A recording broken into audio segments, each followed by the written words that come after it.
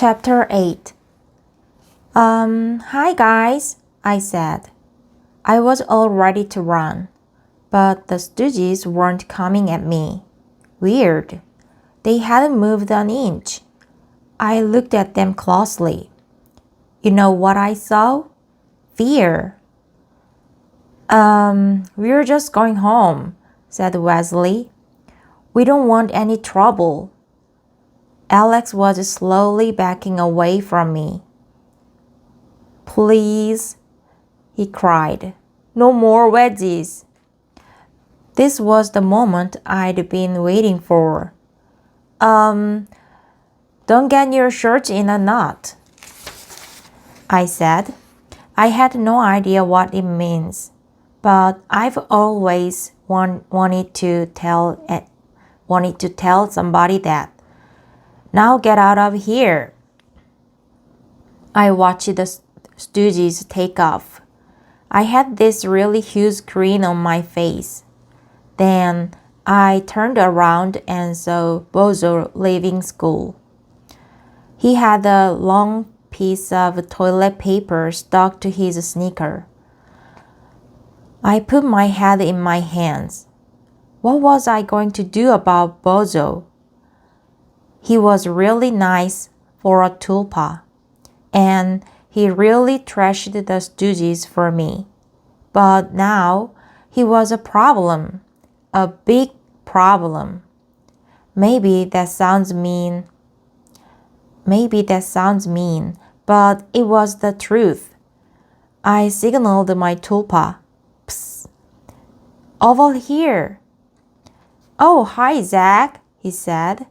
He gave me this huge grin. I went to school for you today? Yes, I know. I put my arm around his shoulder. It felt weird and rubbery. Come on, let's go home, I said. On the way, we passed by the movie set. They were shooting another big fight scene. What's going on? Bozo asked. They are going to shoot these actors in a fight scene, I explained. Shoot them, he shouted. Oh no! I guess Bozo didn't know anything about movies. After all, he'd been in a Tibetan box all his life. I was about to explain when the director called action. The cameras started rolling. The fight began. Bozo grabbed my arm. Look, he said. That big guy hit the little guy. More bullies. He's not a bully. He's an actor, I said. But it was too late. Bozo rushed onto the set. He stuffed one bad guy in a trash can. He gave his special wedgies to two more. He was ruining the movie. The only thing that stopped him was a manhole, an open one that Bozo didn't see. He fell in, feet first. The crew panicked, but seconds later, Bozo poked his head out of the manhole. He looked around at the crowd. Can I have Kit Kat bar? He asked. He was grinning his goofy grin. I ran up and helped Bozo out of the manhole. Then a guy who looked important rushed over. Are you okay? He asked. I am 100% okie dokie, said Bozo. No problem. You mean you really aren't hurt? Said the guy who looked important. He seemed relieved. Well, he said, that was some stunt you pulled, young fella. If you sign a form, I may just keep it in the film. This was all too much. Now my tulpa was going to be in Drop Dead Tough Guy. I helped Bozo sign a form. Then I grabbed his arm and headed home. I had to break the news to Bozo. There was just no way I could keep him. Listen, Bozo, I said. I hope this won't hurt your feelings. But I don't think you should. Well, stay with me anymore. Oh, don't worry about my feelings, Jack, said Bozo.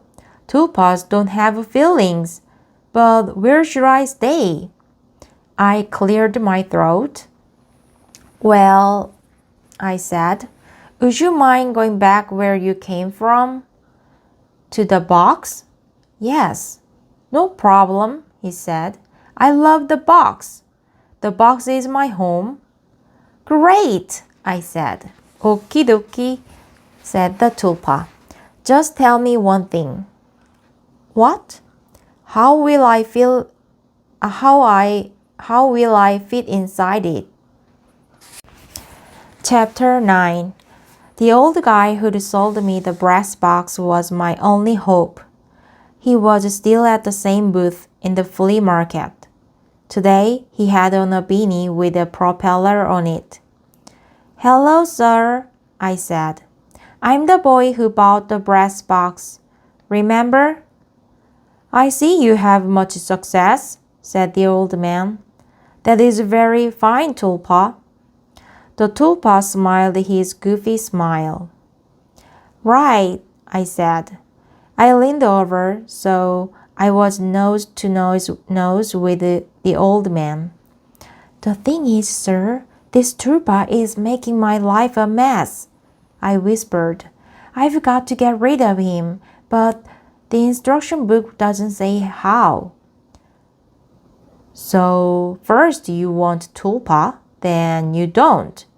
It's easy to create tulpas, not so easy to get rid of them. It's not much market for old models. Used tulpa, not like used Toyotas.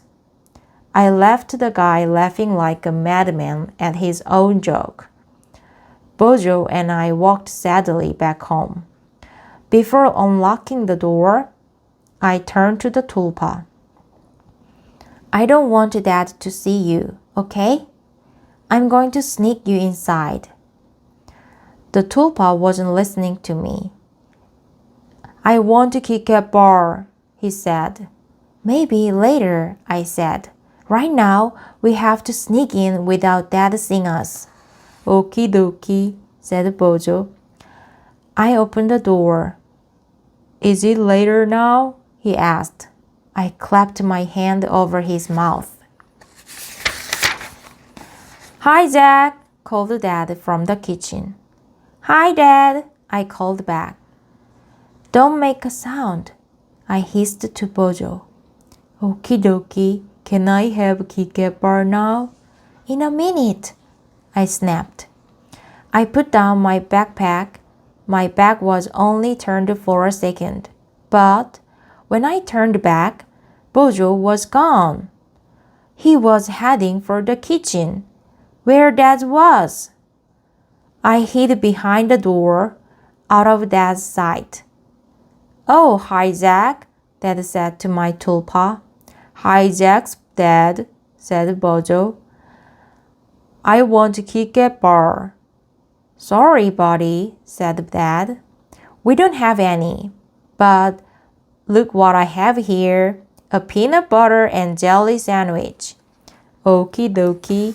I watched as the tulpa picked up the peanut butter and jelly sandwich.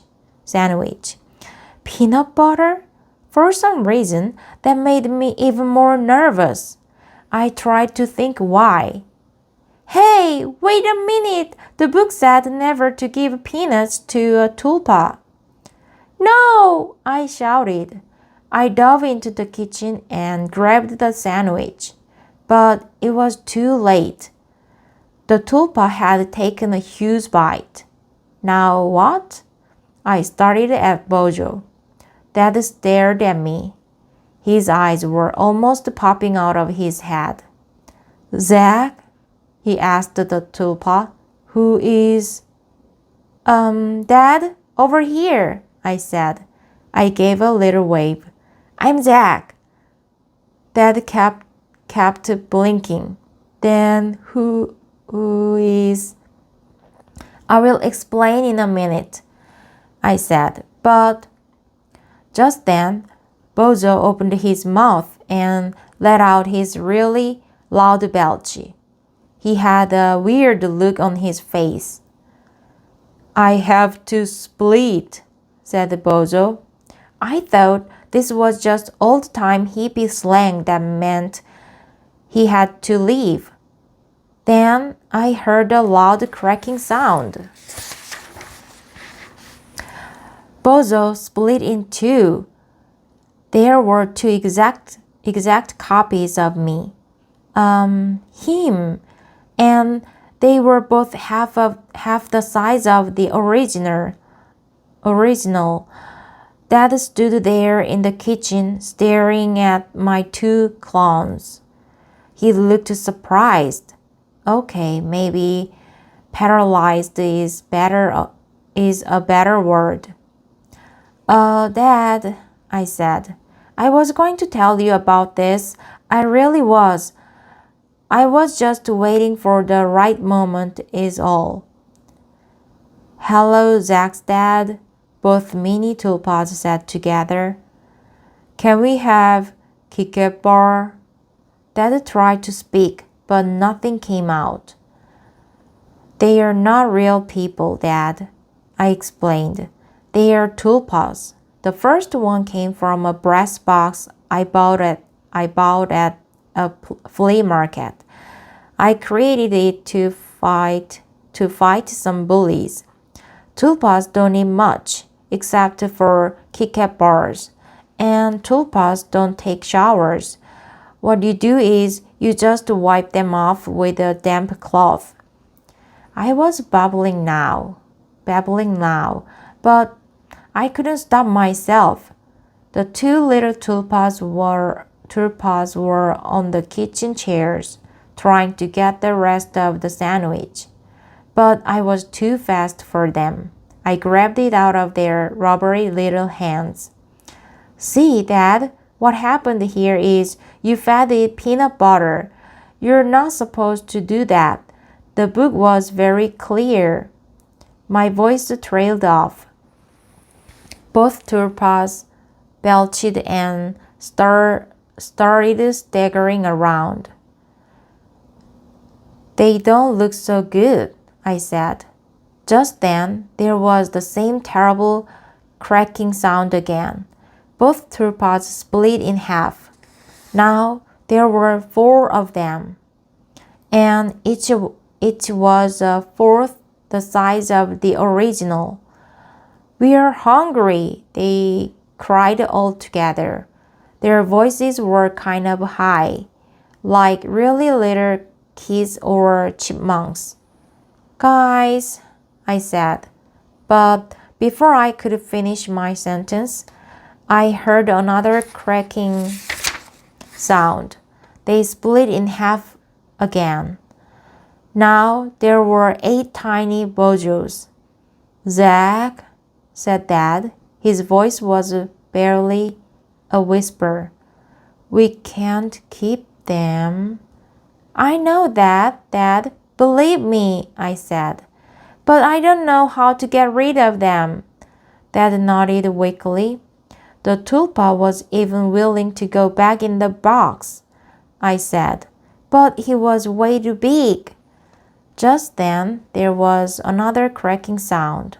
The tulpas split in half again.